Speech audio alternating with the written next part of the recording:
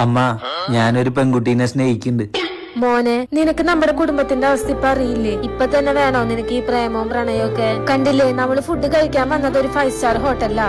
നമ്മളൊരു 7 സ്റ്റാർ ഹോട്ടലിൽ ഫുഡ് കഴിക്കാൻ വരുന്ന നിലയിൽ എത്തുമ്പോ മതി ഈ പ്രേമവും പ്രണയവും ഒക്കെ. ശരിയാ, ഇത്രയും കഷ്ടപ്പെടുന്ന ഒരു കുടുംബത്തില് അവളെ കൂടെ കുറന്ന് കഷ്ടപ്പെടുത്തണോ അല്ലെ അമ്മ? അമ്മയുടെ ഡയറ്റില് ഡോക്ടർ എന്നും ബ്രൊക്കോലി കഴിക്കണം എന്ന് പറഞ്ഞിട്ടില്ലേ?